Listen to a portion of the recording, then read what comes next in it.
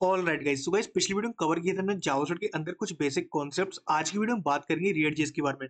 देखेंगे रिएक्ट.जेएस क्या होती है एंड कैसे वर्क करती है, एंड उसी के साथ इस वीडियो के अंदर कवर करेंगे रिएक्ट.जेएस के अंदर कुछ बेसिक कॉन्सेप्ट्स को। तो चलते हैं, स्टार्ट करते हैं। तो मैंने एक फोल्डर क्रिएट कर रखा है एंड उसी के अंदर मैं कंटिन्यू करूंगा। तो मैं सिंपल लिखूंगा npx create react app and simple सा डॉट। इससे क्या होगा, जितना भी फोल्डर स्ट्रक्चर होगा, मटेरियल होगा, वो इसी फोल्डर के अंदर सेपरेट हो जाएगा। अब बात करते हैं कि रिएक्ट है क्या, हम रिएक्ट सीख क्यों रहे हैं। देखो रिएक्ट क्या है, बेसिकली लाइब्रेरी है जो किसके द्वारा मेंटेन की गई है, फेसबुक के द्वारा। अब कब रिलीज हुई थी, 2013 में। और किसके द्वारा हुई थी, ये हुई थी जॉर्डन वॉके के द्वारा, जो क्या थे, एक मेटा के अंदर सॉफ्टवेयर इंजीनियर थे, उन्होंने इसको बनाया था। एंड इसी के साथ एक लाइब्रेरी और बनाई थी विच इज फैक्स.जेएस नाम से। अब बात करते हैं रिएक्ट का काम क्या है। देखो रिएक्ट का काम है कि आपको यूआई बना के देना, आपकी वेबसाइट को कंपोनेंट्स में ब्रेक करना। अब रिएक्ट काम क्या करती है एंड उससे हमारा फायदा क्या है, ठीक है। तो हम सबसे बड़ी बात, फायदा क्या है। तो मान लो आपके पास कोई वेबसाइट है। तो आपके पास वेबसाइट है विच इज example.com, जो भी आपकी वेबसाइट का डोमेन होगा। तो मान लिया मैंने example.com, ठीक है। example.com आपकी वेबसाइट है। अब example.com है, स्लैश अबाउट भी है, स्लैश अबाउट, स्लैश कॉन्टैक्ट भी है आपके में, स्लैश कॉन्टैक्ट, एंड उसी के साथ स्लैश सर्विस है। तो आपकी वेबसाइट में मल्टीपल पेजेस हैं। अब ऐसा क्या होता है, देखो वेबसाइट्स कैसे काम करती हैं। बेसिकली आपने जब हिट किया किसको, होम पेज को। अब मान लो आपका डोमेन था example.com। अब ये डोमेन जो होता है किसी आईपी को पॉइंट कर रहा होता है, जैसे कि इसको मान लेते हैं आईपी इसका था 1.2 आईपी था इसका, 1.2.0 इसका आईपी था। अब ये क्या किया इसने, ये जब इस पे हिट होगा, इस पे हम हिट करेंगे, सिंपल सा इस पे हिट किया मैंने कि भाई मुझे अपना दिखाओ क्या इंटरफेस दिख रहा है। ये क्या करेगा, पहले देखेगा आईपी कौन सा, आईपी गया। आईपी क्या करता है, इसको देखता है कि मैं होस्ट कहाँ पर हूँ। तो मान लो इसका सर्वर रखा हुआ कहाँ, यहाँ से 7 समुंदर दूर, यानी कि 7 सीज पार रखा हुआ है इसका सर्वर। यहाँ पर सर्वर था, इस सर्वर के पास रिक्वेस्ट आई। अब उसने देखा कि रिक्वेस्ट जो आई है किस पेज के लिए आई, उसने बोला स्लैश पेज के लिए रिक्वेस्ट आई है, ठीक है। उसने क्या किया, इस पेज के हिसाब से इसने डेटा दिया। वो data HTML CSS and JavaScript form में चला गया। यहाँ से HTML CSS and JavaScript form में डेटा यहाँ से चला चुका है, ठीक है। अब ये डेटा आया, यूजर ने लिया और अपने हिसाब से देखा, ठीक है। अब उसने क्या किया, उसने किया अबाउट पेज पे। अब क्या करेगा, वो प्रोसेस दोबारा होगी। इसने क्या किया, अबाउट पेज पे देखा, तो example.com के आगे अबाउट लग गया। उसके बाद क्या हुआ, ये रिक्वेस्ट दोबारा गई, ये रिक्वेस्ट दोबारा गई किसके पास, आईपी के पास। आईपी ने दोबारा सर्वर के पास गया, सर्वर से रिक्वेस्ट की उससे कि भाई मुझे अबाउट का पेज दे दो। अबाउट का पेज लेके आया, HTML CSS जावास्क्रिप्ट दोबारा लेके आया, यूजर को दिया। सेम प्रोसेस उसने की कॉन्टेंट के साथ। मैंने कहा भाई कॉन्टेंट को हिट करो, कॉन्टेंट गया पहले आईपी के पास, आईपी ने हिट किया कि सर्वर को, सर्वर से डेटा आया HTML CSS जावा फॉर्म में, देन मुझे वो डेटा मिला। और सेम काम हुआ सर्विस के लिए। अब यहाँ पर आपने एक चीज गौर की, यहाँ पर हम जब हम रिक्वेस्ट कर रहे हैं तो डेटा किसके पास जा रहा है, सर्वर के पास जा रहा है। सर्वर से रिक्वेस्ट जा रही है, उसके बाद क्या हो रहा है, हमें ऐसा रेस्पॉन्स HTML CSS जावास्क्रिप्ट हर बार अलग अलग मिल रही है, ठीक है, अलग अलग मिल रही है। बट रिएक्ट.जेएस क्या होता है, रिएक्ट.जेएस आपको कहता है कि मैं ना आपको सिंगल पेज एप्लीकेशन दूंगा, मतलब कि एक पेज। सिंगल पेज का मतलब होता है सिंगल पेज, यानी कि एक पेज, ठीक है, वन पेज वेबसाइट, जिसके अंदर आप रिक्वेस्ट करो किसके लिए, सिंगल पेज के लिए। वहां पर इस मल्टीपल पेजेस का कोई रोल नहीं होगा, ठीक है। पहले मैं आपको दिखाता हूँ कि ये वेबसाइट दिखती कैसे है। जैसे मैंने बताया slash about, slash contact, slash service, ऐसी वेबसाइट दिखती कैसे है। तो मैं आपके लिए बहुत सिंपल सा एग्जांपल लूंगा, जो विच इज फेमस वेबसाइट है, विकीपीडिया। विकीपीडिया सबसे फेमस वेबसाइट है, इसका एग्जांपल लेंगे, बहुत प्यारा एग्जांपल है।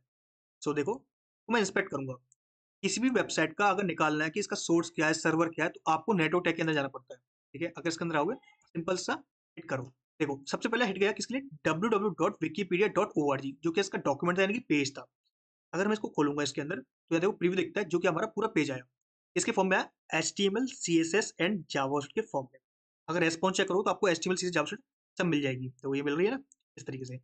अब देखो, यहाँ पर मैं बंद कर देता हूं इसको, एंड यहाँ देखो। अब मैं क्या करता हूँ, देखो इस पे हिट किया मैंने, किसी भी चीज पे। अब मैं सर्च पे क्लिक किया, देखो ये रिक्वेस्ट गई।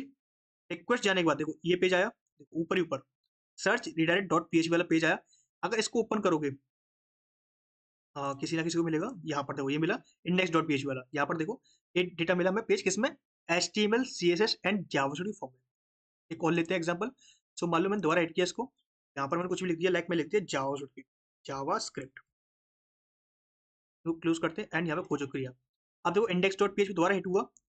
दोबारा हिट होने के बाद डेटा उसने दोबारा रीरेंडर किया। ये डेटा दोबारा आया, कहाँ से आया, सर्वर के पास से। अगर मैं चेक करूँ हेडर्स पे और देखूंगा सर्वर कहाँ है इसका, सो सर्वर लिखा हुआ है क्या, यहाँ पर इसका सर्वर रखा हुआ है। तो इसको तुम चेक कर सकते हो इजीली। अब मैं आपको दिखाता हूँ सिंगल पेज एप्लीकेशन के बारे में कि सिंगल पेज एप्लीकेशन होती क्या, उसके बाद दिखाऊंगा इसका रियल लाइफ एग्जांपल। सो यहाँ देखो, सिंगल एप्लीकेशन क्या कहती है आपसे कि मैं ना आपको सिंगल पेज दूंगा, यानी कि रिक्वेस्ट करो कितनी बार, एक बार, यानी कि जो आईपी होगा, जैसे example.com मानते हैं इसको भी सेम, example.com का एक आईपी 121 मान लेते हैं इसका। ये क्या जाएगा, सर्वर रिक्वेस्ट करेगा, रिक्वेस्ट की इसने जो 7 सीज पार रखा हुआ है वो सर्वर रिक्वेस्ट की, वहां से क्या हुआ, एक बार में HTML CSS और जावास्क्रिप्ट जो है एक पेज का वो आ जाएगा एक ही बार में, ठीक है। अब मान लो आपकी वेबसाइट को सिंपल एग्जाम कॉन्टेक्ट पे स्लैश अबाउट पे और स्लैश सर्विस पे इन पे ऐड करना है, ठीक है। अब वो कैसे होगा, तो इसके लिए हम यूज करते हैं किसका, ब्राउजर हिस्ट्री का। जो क्या करेगी, हमें बिना पेज को रिफ्रेश किए चेंजेस करेगी किसको, कंपोनेंट्स को। यहाँ पर पेज कितने होंगे, एक, और कंपोनेंट्स कितने होंगे, एन नंबर ऑफ, जितनी आपकी वेबसाइट कैपेसिटी होगी उतने नंबर ऑफ कंपोनेंट्स होंगे, बट पेजेस कितने होंगे, एक। बट यहाँ पर बात ये आती है कि रिक्वेस्ट एक ही बार क्यों गई। देखो सिंगल पेज एप्लीकेशन क्या बोलती है आपसे कि आप ना सिर्फ एक ही पेज बनाओगे, ठीक है। उसको क्या करोगे, कंपोनेंट्स में ब्रेक कर दोगे। एग्जाम्पल के लिए मान लो ये साइड बार था आपका, ये नैप बार था, ये आपका साइड बार था, ये आपका फुटर था, और ये आपका मेन कंपोनेंट। तो इतने सारे कंपोनेंट्स हो गए, कितने हुए, 1 2 3 4 और 5, एक कंपोनेंट्स हो गए। तो यहाँ क्या होता है, अगर मान लो मेरा यहाँ पर अबाउट कॉन्टेक्ट था, मैंने बोला कि जब मैं अबाउट पे हिट करूंगा तो ये वाला सेक्शन चेंज होगा, तो इसी पे चेंजेस पड़ने चाहिए, उसके अलावा किसी और पे चेंजेस नहीं होंगे। तो ये थोड़ा डिफरेंस होता है इनमें, ऐसी वेबसाइट्स में और ऐसी वेबसाइट्स में। सो हम जब नेक्स्ट पढ़ेंगे तो उसके अंदर हम ऐसी वेबसाइट बनाएंगे जहां पर रिक्वेस्ट होगी कितनी बार, एक बार, और काम हमारा परफेक्ट होगा। अब बात करते हैं बेनिफिट की, कि हमें सिंगल पेज एप्लीकेशन चूज करनी चाहिए या फिर ऐसी एप्लीकेशन चूज करनी चाहिए। अब मान लो कि आपके पास एक वेबसाइट है, जैसे कि मान लेते हैं आपके पास टिकटॉक है। अब टिकटॉक में क्या होता है, बेसिकली जब आप रिफ्रेश करते हो, यानी कि आपने स्क्रॉल किया तो वहाँ रील्स ओपन होती है। अगर कैसा होगा, रील्स अगर आपने स्क्रॉल किया, आपको मैं रिफ्रेश दिखा दूं बार बार। जैसे कि यहाँ पर क्या हो रहा है, एक बार स्लैश के लिए हिट हुआ, उसके लिए कंटेंट के लिए हिट हुआ, एंड सर्विस के लिए हिट हुआ। तो यहाँ पर क्या होता है, लोडिंग चलता है कुछ टाइम के लिए। अगर मैं आपको टिकटॉक के अंदर ऐसी लोडिंग दिखा दूं, क्या आपको एक्सपीरियंस अच्छा लगेगा, आपको नहीं लगेगा ना, आप उस ऐप को वहीं के वहीं डिलीट कर दोगे। बट वही मैं आपको ऐसी सिंगल पेज एप्लीकेशन दिखा दूं जहां पर आप हिट करते हो तो वहां पर पेज रिफ्रेश नहीं होता, बिल्कुल आपको डेटा मिलता है। तो आपको कितना मजा आएगा उसको एक्सपीरियंस करने में, उसको रीच करने में। तो यही फायदा होता है सिंगल पेज एप्लीकेशन का।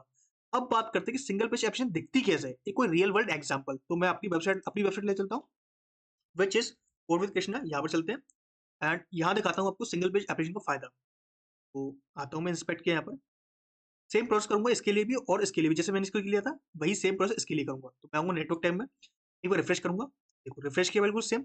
यहाँ पर मेरा पेज लोड हुआ, कौन सा, कोड विद कृष्णा .virtual.app, जो मेरी वेबसाइट का डोमेन है ये वाला, ठीक है। तो चेक करते हैं इसका सर्वर कौन सा है, इसका सर्वर है इसका, लिखा हुआ है यहाँ पर, देखते हैं ये को सर्वर लिखा हुआ क्या, वर्चुअल सर्वर है मेरा, ठीक है, विच इज गुड। मैं इसको क्लोज करता हूँ। अब देखो मैंने किसी पे हिट किया, ये मेरी कुछ पेज कॉल हुई, इसको क्लोज करते हैं। देखो यहाँ पर सोर्स कोड पे हिट किया, यहाँ देखना पेज नहीं आएगा, पेज नहीं आएगा, देखो पेज नहीं आया कहीं पर भी, ये पेजेस नहीं है, ये क्या है मेरे, ये जो भी मेरे एपीएस लगी हुई वो चीजें हैं। बट यहाँ पेजेस नहीं आते, पेज एक बार लोड हो चुका है मेरा। अब चलो मान लेते इस पेज पे नहीं आया, दूसरे पेज पे आ जाएगा, तो मैंने ब्लॉक्स पे हिट किया, देखो ब्लॉक्स पे हिट किया, यहाँ पर जब भी पेज नहीं आया, देख रहे हो कहीं पेज नहीं है। तो एक और करते हैं, तो मैंने मान लो लॉगिन पे किया, तो लॉगिन पे आए, देखो अब भी कोई पेज हिट नहीं हुआ, ना ही कोई पेज हिट हुई। तो इस तरीके से हम सिंगल पेज एप्लीकेशन बनाते हैं, और यहाँ पे फायदा क्या हुआ कि मेरी देखो यहाँ पर देखो, ना तो ये रिफ्रेश हो रहा है, ना ये रिफ्रेश हो रहा है, और ना मेरा पेज आ रहा है। होम किया मैंने, ना ये रिफ्रेश हुआ ना ये रिफ्रेश हुआ, बस एप्लीकेशन में चेंजेस हुए। एंड उससे के साथ बेसिक एग्जांपल तो ये देखो, नैप बार का हिल भी नहीं रहा, नैप बार की जगह कंटेंट चेंज हो रहा है, उसके अलावा कुछ भी नहीं हो रहा। तो सिंगल पेज एप्लीकेशन का ये सबसे बेस्ट बेनिफिट होता है आपका। आप इसका एग्जांपल ले सकते हो और एग्जांपल ले सकते हो, दोनों में आप कंसीडर कर सकते हो कि सिंगल पेज एप्लीकेशन बेटर है या फिर ट्रेडिशनल एप्लीकेशन बेटर है। सो अब चलते हैं कोडिंग पार्ट पे। तो हमारा एप्लीकेशन स्टार्ट हो चुका है, तो करते हैं यान स्टार्ट। देखो रीएडजस्ट के अंदर कुछ फोल्डर स्ट्रक्चर है, जैसे कि नोड मॉड्यूल्स, इसके लिए क्या काम आता है, ये जितने भी डिपेंडेंसी चाहिए होंगे वो नोड मॉड्यूल्स के अंदर होंगे। सेकंड आता है पब्लिक फोल्डर। पब्लिक फोल्डर वो फोल्डर होता है जिसके अंदर हम पब्लिक फाइल्स रखते हैं, जैसे कि जो हमें बंदा एक्सेस कर पाए, हर कोई बंदा। SRC folder which is known as source folder, जिसके अंदर हम डेवलपमेंट करते हैं, एंड वो सारी फाइल्स होती हैं जो हमें डेवलपमेंट रिलेटेड चाहिए, ठीक है। डॉट गेटिंग नोड जो हमारी गिट के लिए काम आती है। पैकेज लॉग जेसन जो इंडेक्सिंग करती है इस डिपेंडेंसी की। पैकेज जेसन जिसमें हम मेजर डिपेंडेंसी करते हैं, जिनको हम इंस्टॉल करते हैं, और जो भी स्क्रिप्ट्स होती हैं, running script and all of that, वो इसके अंदर होती है। रीडिंग फाइल जो हमारे फोल्डर के बारे में बताती है, प्रोजेक्ट के बारे में, कि हमारा प्रोजेक्ट किस बेस पे है, एंड उसकी आइडेंटिटी करने के लिए, ठीक। तो एक काम करते हैं, कुछ चीज डिलीट करते हैं, जैसे पब्लिक के अंदर आते हैं, फाइव आइकन को, लोगो एसवीजी को, एंड इनको हम करते हैं क्लियर। इंडेक्स डॉट एचटीएमएल में आते हैं, एंड इसके यहाँ से पूरे क्लियर कर लेते हैं इसको भी। तो सिंपल एचटीएमएल का बॉयलरप्लेट रखते हैं, विच इज लिख दिया हमने क्या h1 हेलो। सिंपल सा हेलो लिख दिया, हेलो कृष्णा। ठीक, गुड। टोटली बिल्कुल सिंपल रखेंगे, बिल्कुल सिंपल है आपको। ओके, एसआरसी के अंदर आते हैं, यहाँ से सारी फाइल्स को डिलीट करते हैं। मैंने लिया पूरा फोल्डर, मैंने खत्म कर दिया, यहाँ से फ्लश कर दिया, कोई काम का नहीं है। ओके, इसको किया। उसके बाद हमने क्या किया, जो pack dot gate ignore, Reedy file और पैकेज लॉग जेसन, इन तीनों क्या किया हमने, डिलीट कर दिया। ठीक है, अब हमारे फोल्डर के अंदर ओनली 3 फोल्डर्स हैं, नोड मॉड्यूल्स, पब्लिक, एसआरसी और पैकेज लॉग जेसन, जो हमारी एक बताती है कि ये प्रोजेक्ट जो है आपका वो नोड प्रोजेक्ट है, विच इज गुड। अब हमें एरर देखने को मिल रहा है, अगर मैं यहाँ पे आऊंगा तो मुझे एरर देखने को मिल रहा है। एरर मिलेंगे मेरे को। एरर क्यों मिलते हैं, देखो एरर का सबसे बड़ी बात है, एरर इसलिए मिल रहा है कोई ना कोई सिंटेक्स एरर होगा, या फिर आपने कोई गलती की होगी। अब गलती क्या की है, गलती ये की है कि हमने रिएक्ट जेएस को इस्तेमाल नहीं किया। यहाँ पर रिएक्ट नाम का कोई चीज ही नहीं है। अगर इसके अंदर आओगे तो इसमें है क्या, इसमें सिंपल एक इंडेक्स डॉट एचटीएमएल है। ठीक है, बट वो एचटीएमएल रेंडर नहीं हो रही, क्यों, क्योंकि हमने एचटीएमएल को रेंडर नहीं किया है, हमने रेंडर किया है किसको, रिएक्ट को। तो हमें एक फाइल बनानी पड़ेगी रिएक्ट के लिए, तो हम बनाएंगे इंडेक्स डॉट जेएस। तो आपको फाइल का नाम इंडेक्स डॉट जेएस ही रखना है यहाँ पर, इंडेक्स डॉट जेएस। और अब देखो इसके अंदर आओगे पैकेज डॉट जेएस के अंदर, तो आपको 3 स्क्रिप्ट मिलेंगी। पहला है रिएक्ट, सेकंड रिएक्ट डोम, थर्ड वन रिएक्ट स्क्रिप्ट। तो ये 3 जो पैकेज डिपेंडेंसी यही इन पूरी रेस्पॉन्सिबल होती है अपनी ऐप को रन करने के लिए, उसके अलावा कोई भी डिपेंडेंसी नहीं है यहाँ पर ऐप को रन करने के लिए। तो हम क्या करेंगे, यहाँ पर एक ऐप क्रिएट करेंगे, तो हम बोलेंगे क्या, इंपोर्ट करो किसको, रिएक्ट को। कहाँ से करोगे, रिएक्ट में से। रिएक्ट लिखना है, ना कि रेक्ट, इट्स अ रिएक्ट। उसके बाद करना है रिएक्ट डोम को। कहाँ से करना है, रिएक्ट डोम में से, रिएक्ट डोम स्लैश क्लाइंट में से। एंड इसी के मैं प्रोफाइल स्विच कर लूंगा थोड़ा सा सेशन के लिए। एंड अब चलते हैं थोड़ा बहुत बेस्ट पे। अब क्या करना है मेरे को, सबसे पहले कहना है इससे क्या, कि देखो मेरे जो index dot H T M L है ना, इसके अंदर एक काम करो।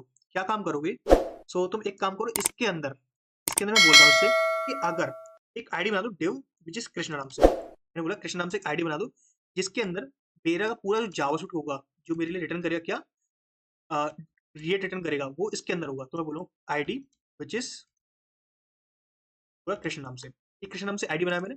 अब क्या करना है मेरे को, यहाँ पर आना है इंडेक्स डॉट जेएस में, और इससे बोलना है कि देख भाई, मैं तुझे इंडेक्स डॉट एचटीएमएल से लिंक करना है। तो कैसे करेंगे हम, एक रूट नाम से वैल्यू बनाएंगे, कॉन्स्ट रूट, रूट बना सकते हो कुछ भी बना सकते हो, const root which is react DOM create root method, create, आपको सिंपल लिखना है ये। उसके बाद आपको सिलेक्टर देना कि आप जो जावास्क्रिप्ट को इंजेक्ट करना चाहते हो वो किस आईडी के अंदर, किस कंटेनर के अंदर इंजेक्ट करना चाहते हो। मैं बोलूंगा document dot gate element by ID of that ID, मतलब इस आईडी का अगर कोई इंडेक्स डॉट एचटीएमएल मिलता है तो तू उसके अंदर इंजेक्ट कर दे। ठीक है, अब इंजेक्ट तो कर दिया, बट उसको रेंडर क्या करना है। मैंने बोला भाई रेंडर क्या करना है, ये होता है अगर मैं इसको सेव करता हूँ अभी सेव इस लाइन को, एंड देखता हूँ कि टर्मिनल पर मेरे एरर चलेगा क्या, तो कंपाइल हो रहा है, तो कंपाइल हुआ। एंड अब आते हैं यहाँ पर, देखो यहाँ पर आ चुका क्या, हेलो कृष्णा। ठीक है, तो इस तरीके से मैं रिएक्ट का फर्स्ट स्टेप क्रिएट कर लिया। अगर मैं कंट्रोल यू करता हूँ, कंट्रोल यू कर दिया मैंने, तो यहाँ देखोगे तो मेरे को डिव आ रही है ID Krishna and all of it. अच्छा एक काम करते हैं, इस आईडी को रिमूव कर देते हैं, क्या इस आईडी के बिना हमारा ऐप काम नहीं करेगा। तो मैंने इसको क्या रिमूव कर दिया, मैंने रिमूव। तो अब यहाँ आते, तो यहाँ देखते हैं क्या ये काम करेगा कि नहीं करेगा। तो यहाँ पर दे दिया एरर, क्या ये बोल रहा है कि कंटेनर आईडी जो आपने टारगेट किया ना, कंटेनर आईडी वो फाउंड नहीं हुई है, तो मतलब आपको ये आईडी देनी पड़ेगी। एक चीज आपने यहाँ सीखी कि हमें अगर इंडेक्स डॉट एचटीएमएल आईडी नहीं होगी तो वो काम नहीं करेगा। ठीक, अब यहाँ आते हैं कि यहाँ क्या दिक्कत बता रहा है, तो बोल रहा है कि रिएक्ट नहीं है, ये राफ्ट है। तो रिएक्ट कर देते हैं इसको, और ये ऑटोमेटिक अनहाईलाइट हो जाएगा। Okay good. अब क्या करना है हमें, अब हमें यूज करना है जेएसएक्स का। अब जेएसएक्स क्या होती है, जेएसएक्स का मतलब होता है जावास्क्रिप्ट एक्सएमएल, जो होती तो एचटीएमएल की तरह, बट वो कंपाइल होती है बेबल के अंदर। मैं बताऊंगा बेबल क्या होती है एंड कैसे दिखती है बेबल। तो आपको सिंपल लिखना है रूट डॉट रेंडर, इसके अंदर हम क्या करेंगे, एचटीएमएल को रेंडर करेंगे। तो हम लिखेंगे एच1, सिंपल लिखा एच1, और लिखते हैं मैंने हेलो कृष्णा। और जो इंडेक्स डॉट एचटीएमएल के अंदर हेलो कृष्णा लिखा था ना, इसको हम रिमूव करते हैं, बिकॉज इसको रिमूव करते हैं। अब हमारे कहाँ से आएगा, जावास्क्रिप्ट के अंदर से। तो अब इसको अंदर आते हैं, देखो एक बार मिलेगा क्या, हेलो कृष्णा में मिल रहा है। अगर मैं कंट्रोल यू करता हूँ तो मुझे इस एचटीएमएल के अंदर हेलो कृष्णा दूर दूर तक नहीं मिलेगा। एंड एक चीज गौर करने वाली बात है क्या, कि इसके अंदर एक ऑटोमेटिक स्क्रिप्ट टैग लग गया, किस नाम से, static JS bundle dot JS, जो कि मैंने अभी नहीं लगाया था, मैंने सिंपल बॉलीप्रिंट लिखा था जो हमारा एमिट से आता है। ओके, तो ये चीज समझना है यहाँ पर। अगर मैं यू करता हूँ तो देखो मेरे को हेलो कृष्णा मिल रहा है।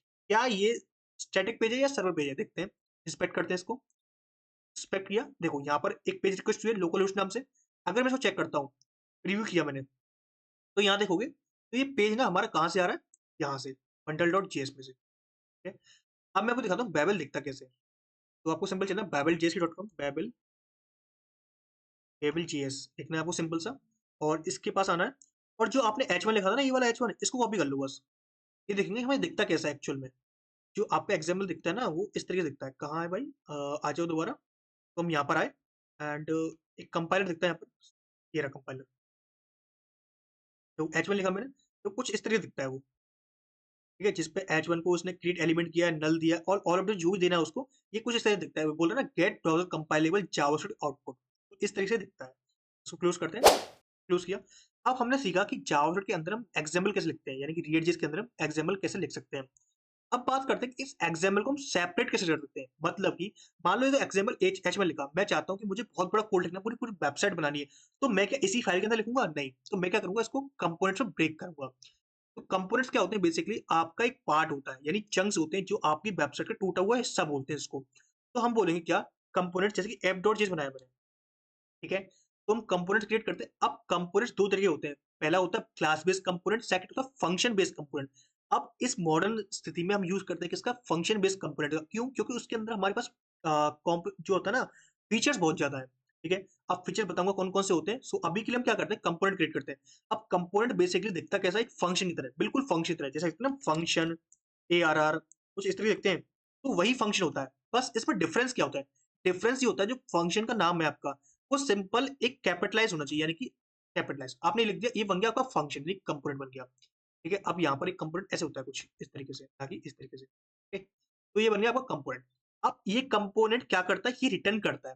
रिटर्न क्या करता है, एक जावास्क्रिप्ट रिटर्न करता है एक्सएमएल, जैसे कि एचएमएल लिख दिया आपने, हेलो कृष्णा। तो ये क्या बन गया हमारा कंपोनेंट। अब इस कंपोनेंट को मुझे index.html में यूज करना है, तो मुझे क्या करना पड़ेगा, इसको एक्सपोर्ट करना पड़ेगा। एक्सपोर्ट के लिए सिंपल लिखते हैं क्या, या तो आगे एक्सपोर्ट कीवर्ड लगा दो, एक्सपोर्ट, सिंपल सा।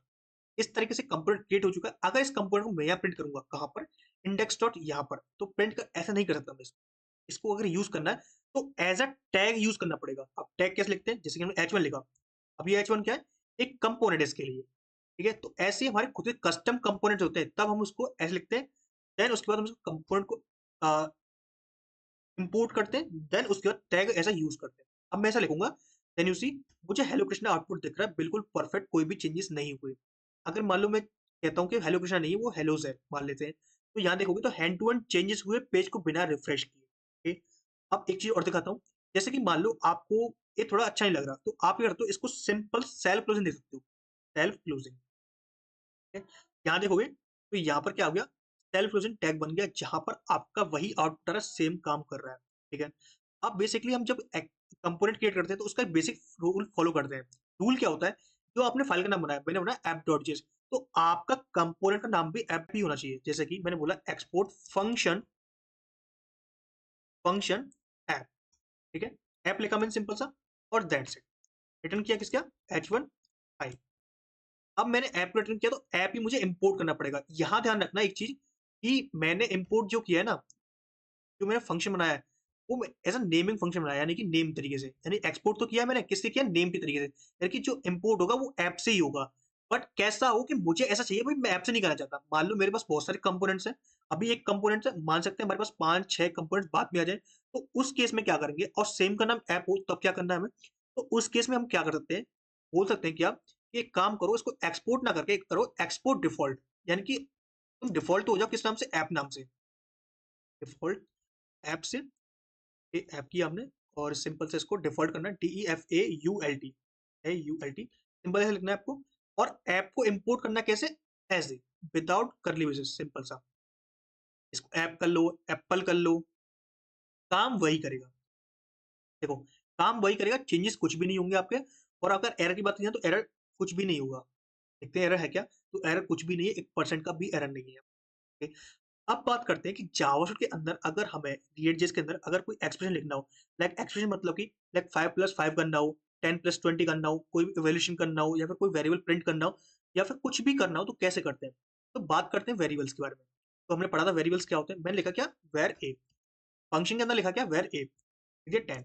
मुझे इस वेर ए को प्रिंट करना है, तो मैं करता हूँ यहाँ पर H1 के बीच में, या फिर एक काम करते हैं, सिंपल ऐसे किया हमने, ये क्या होते हैं, एक कर्ली ब्रेसेस होते हैं, इसको बोला जाता है जावास्क्रिप्ट एक्सप्रेशन, जिसके अंदर हम इस कोड को लिखेंगे क्या, ए को। तो ए क्या कंसीडर होगा, एज अ वेरिएबल कंसीडर होगा अंदर। अगर मैं लिखता हूँ 10, अगर मान लो कि मैं ऐसे नहीं लिखता, ऐसे नहीं लिखता और ऐसे लिखता, तो ए एज अ स्ट्रिंग कन्वर्ट होता है यहाँ पर, और स्ट्रिंग मेरे को मिल जाता है, टेक्स्ट मिलता है मेरे को एज अ एचटीएमएल। ओके, अब एक चीज दिक्कत है यार इसमें, React.js में बहुत बड़ी दिक्कत होती है क्या, कि यहाँ पर आप सिंगल टैग ही रिटर्न कर सकते हो। सेक्शन हो सकता है, डिव हो सकता है, कुछ भी हो सकता है। बट एक बताता हूँ आपको दिक्कत क्या होती है। दिक्कत होती है अगर आपने टैग रिटर्न किया, मान लो आपने यहाँ रिटर्न कर दिया डिव, डिव रिटर्न कर दिया आपने। सो और ये डिव यहाँ पर आए, ये एप्पल भी आपका डिव के अंदर रहता है। मान लेते हैं ये एप्पल जो है आपका, वो भी डिव के अंदर रहता है। ये इसको क्लोज किया हमने। अब यहाँ पे आते हैं किस पे, इंस्पेक्ट पे। हमने किया इंस्पेक्ट, इसको इंस्पेक्ट करने के बाद यहाँ पर चेक करते हैं, देखो तो कुछ मिला नहीं हमें, कंसोल मिला एरर। सो एरर तो नहीं मिल रहा। दोबारा आते हैं यहाँ पर एप डॉट जेस में, इस डेटा को लिखते हैं क्या, ए को, ए बी सी डी कुछ भी लिख दिया हमने। यहाँ पे आओ, देखो इंस्पेक्ट करो आप इसको। ये देखो इंस्पेक्ट करोगे तो डिव के अंदर एक जो आईडी थी क्या, कृष्णा नाम से, जिसके अंदर पूरा पूरा रिएक्ट इंजेक्ट हो रहा है, ठीक है। सेकंड थिंग, उसके अंदर एक डिव है, एंड उसके अंदर डिव है। अब ये क्या हो गया, एक स्ट्रक्चर बन गया आपका। बट ये बहुत बेटर वे नहीं है, बहुत बेकार वे है। क्यों है, क्योंकि भाई आपका कोई सीएसएस हो सकता है, कोई भी आपका डिव होता है, डिव क्या स्पेस लेता है, ये क्या अभी स्पेस नहीं ले रहा। मान लो कोई और एलिमेंट होता है वो स्पेस लेता है, तो क्या करते हैं उस टाइम पे, तो उस केस में हम क्या करते हैं, यूज करते हैं फ्रैगमेंट्स का। फ्रैगमेंट्स क्या बोलते हैं कि आपका नोड क्रिएट नहीं होने दूंगा मैं, आप काम करो, आपका काम होता रहेगा, बट मैं आपको नोड नहीं क्रिएट होने दूंगा। जैसे आप यहाँ पर सिंगल डिव को रिमूव कर दो और लिख दो क्या, रिएक्ट डॉट फ्रैगमेंट। रिएक्ट क्या है, सिंपल ऑटोमेटिक इंपोर्ट करना पड़ेगा, मैं तो इंपोर्ट करने के लिए सिंपल इसको इंपोर्ट किया यहाँ से, तो ये इंपोर्ट हो चुका है, इंपोर्ट रिएक्ट फ्रॉम रिएक्ट में से। अब यहाँ देखोगे तो यहाँ पर डिव के अंदर जो आईडी था, आईडी के अंदर डिव आया सिंगल, जो कौन सा डिव था, ये वाला डिव, तो ये वाला डिव। अगर क्लास लगा दूं उसे क्लास, यहाँ पर क्लास नेम लिखना पड़ता है, बताऊंगा क्लास नेम क्या होता है, अभी रुको, बट अभी लिखते हैं क्लास। कैन यू सी, यहाँ पर जो डिव बना है आपका, वो कौन सा डिव बना है, यहाँ पर ये वाला डिव बना है, ठीक है, जो एप्पल के अंदर रैप है, एप्पल के बाहर रैप है, ठीक है। अब बात करते हैं क्लास नेम क्या था। देखो जब हम रिएक्ट में काम करते हैं तो क्लास ना लिख के हम लिखते हैं class name, as a camel case में, क्लास नेम। जैसे कि हमने पढ़ा क्या, वेरिएबल्स को अगर प्रिंट करना है सिंपल हम ऐसे लिख देते हैं। अच्छा, फ्रैगमेंट लिखने का एक तरीका और है, वो क्या है बताता हूँ। तो अभी प्रिंट करूंगा यहाँ पर, तो आपको 10 दिख जाएगा, ये दिख जा भाई, ओके 10 आ चुका है। क्लोज करता हूँ मैं। अब यहाँ पर फ्रैगमेंट को लिखना तरीका ये है कि आप इसको रिमूव ही कर दो, इसको रिमूव ही कर दो, सिंगल लिख दो। फ्रैगमेंट की कंडीशन भी होती है, ऐसा नहीं है फ्रैगमेंट लगा दिया, फ्रैगमेंट की कंडीशन भी होती है। कंडीशन बताऊंगा क्या होती है मेरे को, तो देखो 10 देगा, आउटपुट वही आ रहा है। कंडीशन ये होती है, ना तो इसके अंदर तुम स्टाइल अप्लाई कर सकते हो, ना इसके अंदर कोई क्लास लगा सकते हो, ना ही इसके अंदर कुछ कर सकते हो। ये बस फ्रैगमेंट है, मतलब एक मूर्ति है, इसको यूज करना है बस, इसके अलावा इसका कोई भी मतलब नहीं है, कोई भी इसका इंटरेक्शन नहीं है, ठीक है। That's clear. यहाँ पर 10 आया, 10 काम कर रहा है। अब बात करते हैं, अगर मान लो कि मुझे कोई इनपुट चीज हैंडल करनी है, इनपुट मतलब कि ये चीज हैंडल करनी है। मान लो ये टेक्स्ट था, अब मुझे पी के अंदर टेक्स्ट लाना, क्या, हेलो टेक्स्ट। मैं इसके अंदर कुछ टेक्स्ट लेना चाहता हूँ, इसके अंदर, इसके अंदर, वो टेक्स्ट मुझे यहाँ देखना चाहिए, कहाँ पे, यहाँ पे। तो वो कैसे करेंगे, तो हमें क्या करना पड़ता है, स्टेट्स का यूज करना पड़ता है। स्टेट्स क्या होती है, बेसिकली स्टेट्स वेरिएबल्स होते हैं आपके, जो यूज किए जाते हैं किसके अंदर, रिएक्ट के अंदर, ठीक है। अब स्टेट्स क्रिएट करने के लिए रिएक्ट इतना अच्छा है कि उसने हमें कुछ फंक्शंस दिए, उन फंक्शंस को बोलते हैं हुक्स। अब वो क्या कहते हैं कि आप ना एक फंक्शन बनाओ, एक function which is use state. Use state एक हुक है। यहाँ पर आते हैं, स्निपेट मिल जाएगा आपको, सिंपल आते हैं। यहाँ पर आपको देना पड़ता है इनिशियल वैल्यू की, आप इनिशियल वैल्यू क्या देना चाहते हैं, मैंने बोला जीरो इनिशियल वैल्यू होगी इसकी, ठीक है। अब इसके अंदर हमें दो चीज मिलती है, देखते हैं क्या मिलती है। डेटा लिखा मैंने, क्या, एंड लॉक करते हैं इसको डारा को, लॉक डारा, ऐसे लॉक कर सकते हैं हम सिंपल सा। तो अभी हम आते हैं, इंस्पेक्ट करते हैं,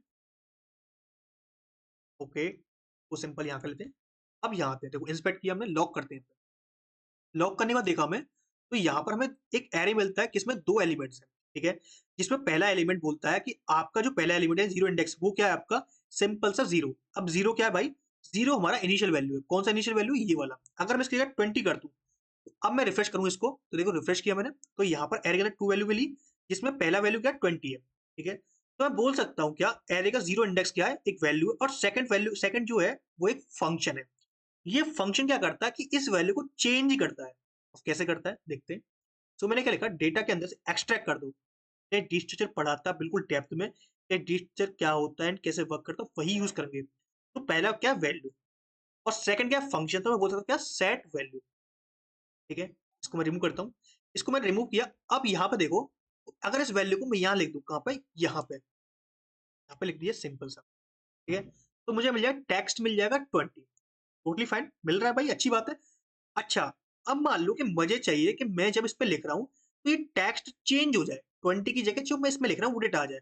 अब देखो 20 का एक नंबर था, अगर मैं चाहता हूँ कि भाई मुझे लेना तो स्ट्रिंग है ना, तो मैं करता हूँ सिंपल एक एम्प्टी स्ट्रिंग फॉलो कर देता हूँ कि भाई तुम एम्प्टी स्ट्रिंग हो, इनिशियल क्या हो तुम एम्प्टी स्ट्रिंग, ठीक। अगर मैं यहाँ बोल दूं क्या, ऑन चेंज, ऑन चेंज लगा दिया। अब यहाँ पर एक्सप्रेशन देना आपको, जावास्क्रिप्ट एक्सप्रेशन। इसके बाद आपको देना कॉल बैक, ठीक है। इसके अंदर में रिटर्न क्या मिलता है, इवेंट ऑब्जेक्ट मिलता है। इवेंट ऑब्जेक्ट किसका मिलता है, रिएक्ट डॉट इवेंट, जिसमें मिलता है event dot target dot value, event dot target dot name, ये सारी प्रॉपर्टीज मिलती है। तो हम लिखते हैं ई, जो हमें सिंपल एचटीएमएल के अंदर भी मिलती है, वही चीज है यहाँ पर भी। तो ई लिखा, आपने कॉल बैक दिया। इसके अंदर लिखना है आपको सेट वैल्यू, सेट वैल्यू के अंदर आपको देना डेटा, डेटा देना E dot target dot value, आपने सिंपल दिया यहाँ पर। तो ये सारी प्रॉपर्टीज मिलती है, value as data, value as number and all of that. यहाँ पर एक्सप्लोर करोगे तो बहुत सारी चीजें मिलेंगी। अब यहाँ पे ये किया, देन अब देखो जादू, यहाँ पे लिखा कृष्णा, जो भी आपका जो भी लिख रहा है, तो वो डेटा आपको रन टाइम मिल रहा है आपको। इसको बोलते हैं टू वे बाइंडिंग, ठीक है। Basically two way binding word वहां यूज किया जाता है जहां पर आपका स्क्रिप्ट टेक्स्ट भी चेंज कर दिया जाए, तो वो डेटा आपका एचटीएमएल रिफ्लेक्ट हो रहा है। जो एचटीएमएल से चेंज करते हैं वो डेटा दिख रहा है आपको किसमें, एचटीएमएल के अंदर, तो वो अलग अलग हो गया। बट ये आपका काम करता है, इसको बोलते हैं रिएक्टिव स्टेट। जो आपने चेंजेस किए वो चेंजेस आपको हैंड टू हैंड रिफ्लेक्ट हो रहे हैं, गुड। अब मान लो कि मुझे ना, ये जो पी टैग है मुझे किसी कंपोनेंट के अंदर रखना है, ठीक है। लाइक मैंने कंपोनेंट बनाया किस नाम से, रिजल्ट नाम से, रिजल्ट नाम से, रिजल्ट डॉट जेएस। इसके अंदर एक कंपोनेंट बनाया, R A F C react arrow function component. अब ये मैंने एक्सटेंशन इंस्टॉल किया हुआ किससे, एक्सटेंशन से, यहाँ से। तो आप इजिली इंस्टॉल करते हो विच इज रिएक्ट स्निपेट। इसको मैंने रिमूव किया, यहाँ पर आते, और डेटा था मैंने यहाँ लिखा। मैं चाहता हूँ, मैंने ये बोला कि भाई देख, जो हमारा हेडिंग है, जो रिजल्ट है, इस रिजल्ट को यहाँ प्रिंट कर दे, ठीक है। अगर मैं इसको कंसोल करता हूँ ना, जो मैं इसको दिखाता हूँ आउटपुट, तो यहाँ मुझे मिलता है एरर। सिंपल सी बात मिलेगा एरर, क्यों, value is not defined. But मैं चाहता हूँ कि जहां पर जो डेटा लिख रहा हूँ ना, वो डेटा मुझे इसके अंदर चाहिए। ये भाई सीधी बात, चाहिए मुझे डेटा। अब वो कैसे लिखते हैं, तो उसके लिए इलाज है प्रॉप्स का। अब प्रॉप्स क्या बोलते हैं कि आप मेरे को पेरेंट टू चाइल्ड अगर डेटा पास करना है, तो आप मेरे को यूज कर सकते हो। तो प्रॉप्स बेसिकली क्या होते हैं, खुद की प्रॉपर्टीज होती हैं। जैसे कि इनपुट के अंदर ऑन चेंज है, तो ऑन चेंज का एक प्रॉपर्टी है, लेने को तो मेथड लेता है, बट वो क्या है, प्रॉपर्टी है। टाइप क्या है, एक प्रॉपर्टी है। एक मान लेते हैं उसके अंदर कुछ भी होगा, वो प्रॉपर्टीज होती है। जैसे कि दिखाता हूँ आपको, बहुत सारी प्रॉपर्टीज होती है। जैसे टाइप हुआ, ये प्रॉपर्टी है, ऑन चेंज है, और प्रॉपर्टीज है। इसके अलावा और भी प्रॉपर्टीज होती है, जो आपको दिखाता हूँ। जैसे अबाउट हो गया, एक्सेप्ट हो गया, ये क्या सारी प्रॉपर्टीज है। तो ऐसे ही जब हम खुद के कंपोनेंट्स क्रिएट करते हैं, तो उसके अंदर खुद की प्रॉपर्टीज बनाते हैं, उन्हीं को हम प्रॉप्स बोलते हैं। तो आप सिंपल लिखो क्या, जैसे आपने लिखा वैल्यू, तो वैल्यू नाम से प्रॉपर्टी बनाई, या फिर बोल दिया डेटा नाम से। इसका डेटा बनाया हमने, जिसके अंदर हम पास किया क्या, वैल्यू को पास किया। अब वैल्यू पास कर दी, जब हमने वैल्यू पास कर दी, उस वैल्यू को हम गेट भी कर सकते हैं। अब गेट करने के लिए सिंपल आना किसके पास, इसके पास। अब ये क्या फंक्शन है। अब आपको पता है फंक्शन में अंदर डेटा आ भी सकता है, कहां से आएगा, एज अ पैरामीटर। तो आप पैरामीटर कोई ऑब्जेक्ट ले लिया प्रॉप्स नाम से, मान लेते हैं प्रॉप्स ले लिया। अगर इसको लॉक कर दो, इसको लॉक किया आपने प्रॉप्स को, देन यू सी यहाँ पर, इसको हम एक काम करते हैं, कंसोल पर भी दिखाते हैं। तो एक काम करते हैं, इसको हम रिमूव करते हैं, बस अभी एरर आएगा, तो इसलिए मैंने इसको रिमूव कर दिया। बट मैं इसको देख लूंगा अभी। मैं इसको देखा, कंसोल किया, तो देखो कंसोल में एक ऑब्जेक्ट आया यहाँ पर। ऑब्जेक्ट में क्या है, डेटा आया। डेटा में क्या है, एक इनिशियल वैल्यू क्या, एम्प्टी। अभी वैल्यू कहाँ से आ रही है, एक काम करते हैं, इस वैल्यू को चेंज कर दे। मैंने यहाँ लिख दिया क्या, ये सिंपल लिख दिया। अब मैं दोबारा आता हूँ यहाँ पर, तो देखो प्रॉप्स के अंदर क्या मिला, एक ऑब्जेक्ट मिला, जिसके अंदर वो इनिशियल वैल्यू थी, कौन सी वाली, जो हमने वहां पर पास की थी, ठीक है। तो मैं क्या बोल सकता हूँ कि भाई प्रॉप्स के अंदर एक की है विच इज डेटा नाम से। तो मैं बोलूंगा यहाँ पर, कहाँ पर, इसको रिमूव करते हैं एंड यहाँ पे आते हैं, कि प्रॉप्स के अंदर जो प्रॉप्स है, ये क्या ऑब्जेक्ट है, इसके अंदर क्या है की, विच इज डेटा नाम से की है, इसको तुम निकाल दो यहाँ से, ठीक है। अगर मैं इस पर टाइपिंग करता हूँ, कुछ अच्छे अच्छे वर्ड्स लिखता हूँ, प्यारे प्यारे से, भाई क्लोज हो जाओ यार, देखो यहाँ लिखा मैंने कुछ भी, तो हैंड टू हैंड चेंजेस हो रहे हैं। तो इस तरीके से देख रहे हो कितना फायदा होता है कि आपके प्रॉप्स का, कि आपने कंपोनेंट्स भी क्रिएट कर लिया, और यहाँ पर आपकी यूआई में कोई फर्क भी नहीं पड़ा। कोई फर्क पड़ा, कुछ भी नहीं पड़ा। ये क्या, रीजनल कंपोनेंट बन गया। अगर मान लो कोई और आपकी वेबसाइट है, कुछ भी है, तो आप उसके अंदर इस वाले कंपोनेंट को, यानी रिएक्ट वाले कंपोनेंट को इजीली यूज कर सकते हो। उसके अंदर क्या पास करना है आपको, डेटा नाम से प्रॉप पास करना है बस। मान लो इसको 10 जगह यूज कर लो, ऐसे सिंपल सा किया, देखो 10 जगह आ गया। ये काम होता है कंपोनेंट का, जो रिजल्ट करते हैं और कोड को बेटर करते हैं। तो आपका कोड भी मैनेज हो गया और अच्छा भी लग रहा है। अब बात करते हैं मोस्ट पॉपुलर चीज विच इज यूज इफेक्ट के बारे में कि यूज इफेक्ट क्या होता है। बहुत से सुना होगा यूज इफेक्ट हुक होता है, बट ये काम क्या करता है एक्चुअल में, इसका प्रोसेस क्या होती है समझते हैं। तो देखो, सो एक बटन आता है, बटन विच इज क्लिक मी, ठीक है। मैं क्या चाहता हूँ, इस बटन पर क्लिक हो तब कोई इवेंट ट्रिगर हो। पहले हम इवेंट्स के बारे में पढ़ते हैं, उसके बाद बताऊंगा मैं आपको यूज इफेक्ट के बारे में। इसको क्लोज करता हूँ मैं, मैंने क्लोज किया एंड इसको भी क्लोज कर दिया, ठीक है, इसको भी क्लोज। अब यहाँ आते हैं, अगर मान लो कि मुझे इसके बटन पर क्लिक करना है तो कुछ स्टेट चेंज करनी है, तो स्टेट बनाऊंगा मैं, यूज स्टेट के अंदर से लूंगा। इसकी बाय डिफॉल्ट वैल्यू मैं जीरो लूंगा। डिफॉल्ट वैल्यू वो क्या होगी, जीरो। इसके अंदर पहला क्या आएगा, वैल्यू आएगा, और दूसरा क्या आएगा, सेट वैल्यू। ये मेरे खुद एक कस्टम नेम है, ये कोई प्रीडिफाइंड नेम नहीं है, बट मैंने सिंपल ले लिया इसको। तो मैं बोल सकता हूँ कि जो वैल्यू है मैं उसके अंदर कहता हूँ क्लिक मी, यहाँ पर बटन के अंदर प्रिंट कर दिया, तो मुझे क्या मिल जाएगा, क्लिक मी जीरो मिल जाएगा। मैं चाहता हूँ इस पर क्लिक हो तब जीरो पे वन हो जाए, टू हो जाए, थ्री हो जाए, इस तरीके से हो जाए। तो एक फंक्शन आते हैं विच इज इंक्रीमेंट नाम से, कॉन्स्ट इंक्रीमेंट। जब भी कोई इस पे क्लिक करेगा, जब भी कोई इस पे हिट करेगा, जब सेट वैल्यू है इसके अंदर क्या हो जाएगा, वैल्यू का प्लस वन हो जाएगा, वैल्यू का प्लस वन हो जाएगा। इंक्रीमेंट को लो और यहाँ पर डाल दो। अब बेसिकली हम जावास्क्रिप्ट वर्क करते हैं, तो वहां क्या करते हैं, इसको ऐसा लेते हैं और यहाँ पे ऐसे डाल देते हैं, बट ऐसा नहीं करना। अगर ऐसा किया ना तो ये चला जाएगा इनफाइनाइट लूप में, ये चला गया अनफाइनाइट लूप में, ये कभी दिखेगा ही नहीं मेरे को। देखो ये लिख रहा है प्रिवेंट एंड इनफाइनाइट लूप, तो मुझे कहना पड़ेगा इसको स्टॉप करना पड़ेगा, भाई तुम इनफाइनाइट लूप में क्यों जा रहे हो। तो इससे कहना पड़ेगा तू कॉल मत करे, तू कॉल मत कर, मैं कॉल कर लूंगा ऑटोमेटिक। देखो यहाँ पर आप कॉल कर सकते हो आप इजीली, तो ये काम करेगा इसी तरीके से। तो इस तरीके से हम इवेंट्स को हैंडल कर सकते हैं। हाँ, अगर मान लो कि इसका डेटा पास करना हुआ तब कैसे काम करेंगे, अभी तो इसका डेटा पास नहीं करते, तो उस केस में हम यूज करेंगे किसका, कॉल बैक का। कॉल बैक किया हमने और यहाँ पे हमने इसको ऐसा कॉल कर लिया, अभी देखो तो वही काम करेगा ये भी सेम। इस तरीके से इवेंट्स हैंडल किया जाता है React.js के अंदर, ठीक? तो अब बात करते हैं यूज इफेक्ट के बारे में। तो मैं बताता हूँ यूज इफेक्ट क्या है। इसका हुक है जो क्या करता है, आपकी तीन क्रिएट लाइफ साइकिल को हैंडल करता है। अब वो लाइफ साइकिल कौन कौन सी होती है बताता हूँ। पहले तो होती है component did mount, component did unmount, component did update. अब ये होती क्या है, बता दो हमें। देखो, कंपोनेंट डिड माउंट का मतलब होता है कंपोनेंट लोड हो तब तक कंपोनेंट डिड अनमाउंट डिस्ट्रॉय कर दो, कंपोनेंट डिड अपडेट के अपडेट कर दो। अब इन स्टेट्स को क्लास में जो क्लास कंपोनेंट होते हैं वो उनमें अलग अलग फंक्शन होते हैं, बट हमारे फंक्शनल कंपोनेंट के अंदर ये तीनों चीज एक ही के अंदर है, विच इज यूज इफेक्ट।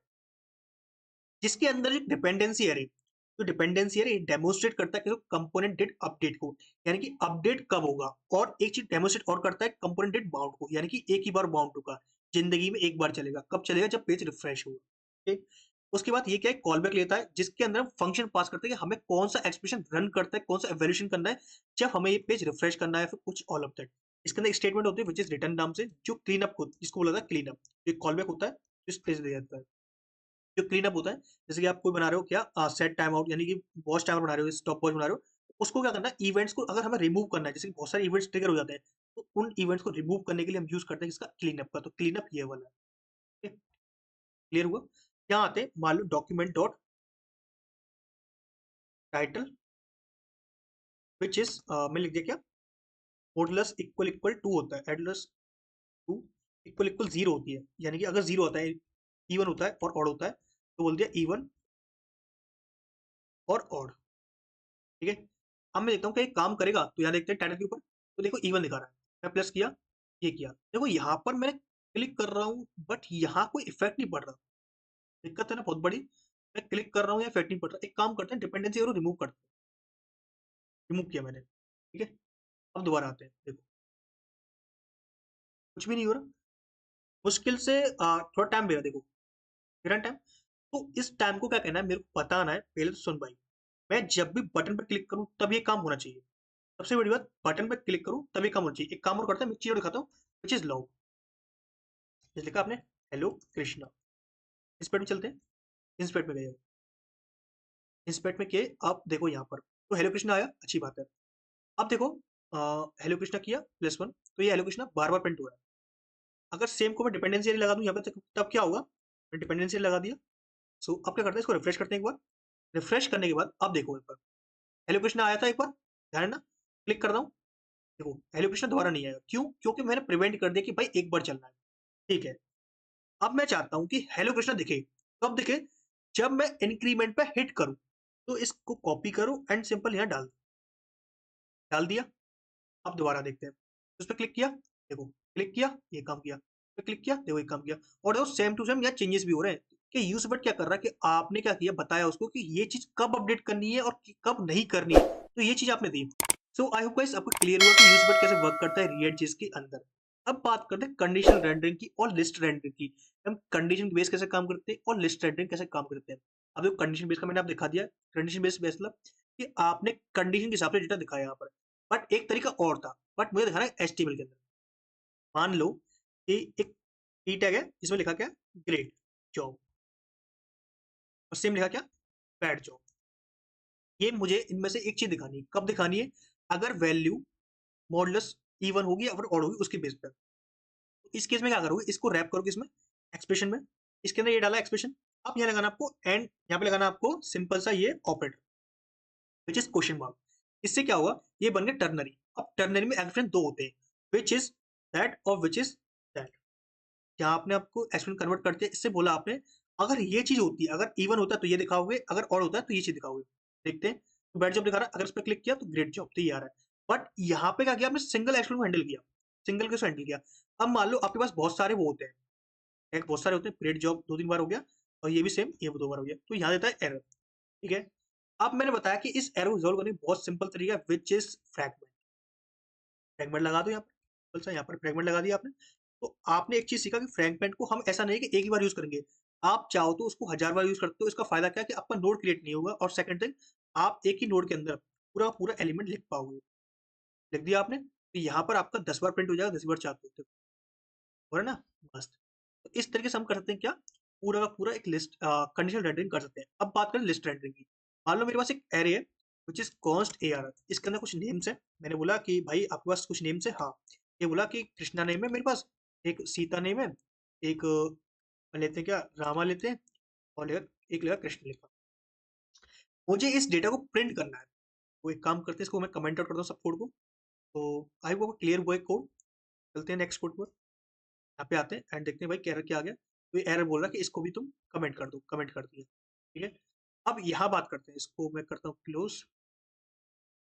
यहाँ पे आते हैं, मैंने बोला देख, अगर मैं सिंपल AR लिखता हूँ यहाँ पर, तो मुझे यहाँ मिलता है सिंपल एक स्ट्रिंग मिल जाता है। अगर देखूँ अभी ना देखोगे तो AR एंड दैट्स इट, मुझे स्ट्रिंग मिल रहा है। अगर मैं रिफ्रेश करता हूँ, मुझे स्ट्रिंग मिल रहा है, बट मुझे डेटा प्रिंट होकर नहीं मिल रहा है, जैसे फॉर्मेट चाहिए।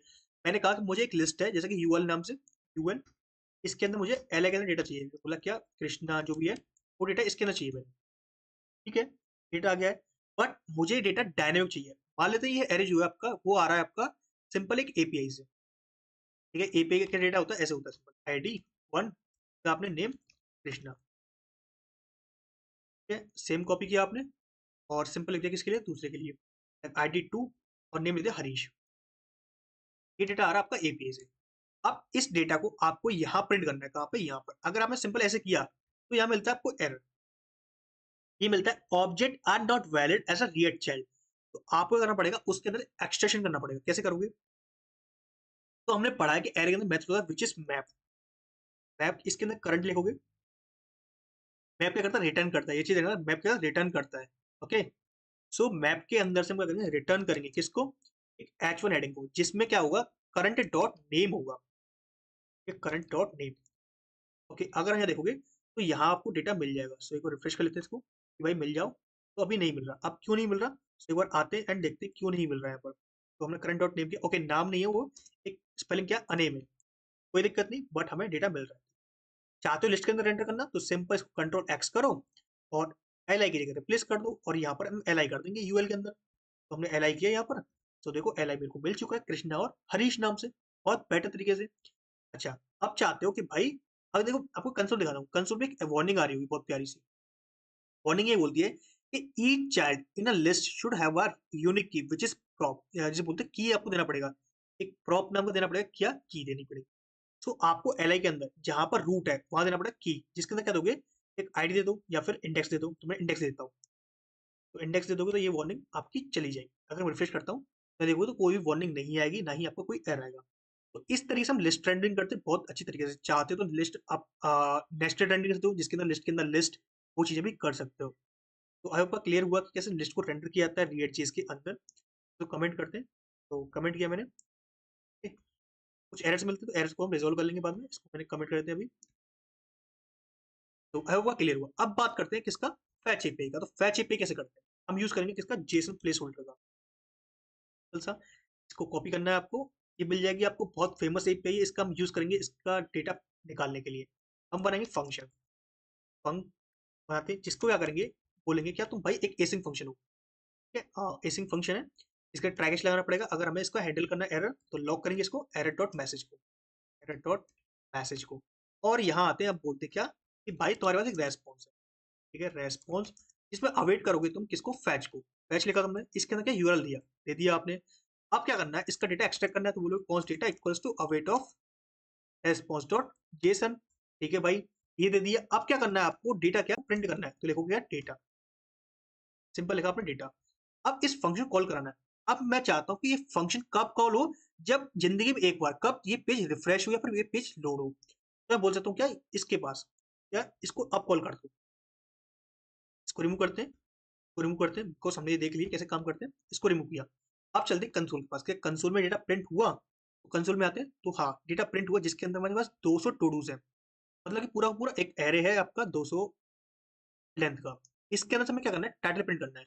जब हमें ये डेटा अगर बाहर निकालना है, ये डेटा यूज करना है, तो हमें करना पड़ेगा स्टेट यूज करनी पड़ेगी। अब स्टेट कैसे करते हैं, यूज स्टेट की मदद से। So const data equals to set data of use state, जो कि एक एम्प्टी एरे, ठीक है, डेटा किस में आ रहा है, एरे में। तो ये ध्यान रखना कि इनिशियल उस हिसाब से करो जिससे आपको दिक्कत नहीं आएगी। तो हमने डेटा लिखा, इस सेट डेटा को क्या करो, यहाँ पर रिप्लेस कर दो, किससे, यहाँ से, इसको यहाँ से दैट, और ये दैट। ये डेटा क्या आ रहा है, आपका एरे आ रहा है, तो हमने डेटा को सीधा रख दिया यहाँ पर। और डेटा से बोल दिया क्या, यहाँ पर क्या बोला आपने, जब आप लिस्ट प्रिंट कर रहे हो, तो आपने यहाँ पर इसको लेते हैं और इसको सिंपल सा ये किया, और इसको आते हैं, इसको भी रिमूव कर लेते हैं। यहाँ बोले डेटा डॉट मैप, जिसमें करंट में क्या आ रहा है, टाइटल आ रहा है, दिखाऊँ तो आपको, तो वो टाइटल आ रहा है, इस टाइटल प्रिंट करना है, तो वो क्या, करंट डॉट टाइटल, सिंपल सा। और यहाँ आते हो और आपको मिलता है क्या, टाइटल हो गया, डेटा मिल जाता है इस तरीके से। ठीक है, कितना आसान तरीका था आपको एक लिस्ट को प्रिंट करना किसी एपीआई डेटा से।